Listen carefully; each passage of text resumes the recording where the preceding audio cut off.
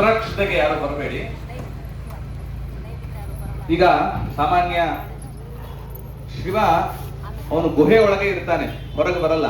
ಅದಕ್ಕೆ ಇಲ್ಲಿ ಗವಿ ಗಂಗಾಧರೇಶ್ವರ ಗವಿಯಲ್ಲೇ ಇದ್ದಾನೆ. ಅವನು ಬಂದಿದ್ದು ಪ್ರಾಯ ಪಾರ್ವತೀ ದೇವಿಗೆ ಅನುಗ್ರಹ ಮಾಡಬೇಕು ಅಂತ ಗುಹೆಯಿಂದ ಎದ್ದು ಬಂದಿದ್ದಾನೆ.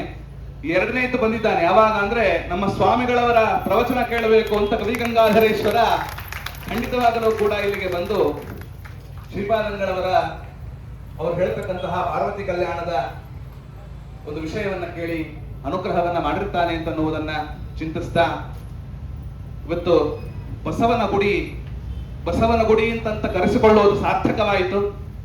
ಯಾಕಂದ್ರೆ ಶಿವನ ವಾಹನ ಬಸವಣ್ಣ, ಅವನೊಂದು ಖಂಡಿತವಾಗಲೂ ಈ ಶಿವಪಾರ್ವತಿಯರ ಕಲ್ಯಾಣವನ್ನು ಅವನೇ ನಿಂತು ನಡೆಸಿದ್ದಾನೆ ಇಲ್ಲಿ ಅಂತನ್ನುವುದನ್ನ ಬಸವನ ಗುಡಿ ಅಂತನ್ನುವ ನಾವೂ ಸಾರ್ಥಕವಾಯಿತು ಅಂತನ್ನುವುದನ್ನು ಕೂಡ ಗಮನಿಸ್ತಾ, ನಾಳಿನ ದಿನ ಪೂಜ್ಯ ಶ್ರೀಪಾದಂಗಳವರು ಯಾವ ಕಲ್ಯಾಣವನ್ನು ಹೇಳ್ತೇನೆ ಅಂತನ್ನುವುದನ್ನು ಸಸ್ಪೆನ್ಸ್ ಇಟ್ಟಿದ್ದಾರೆ.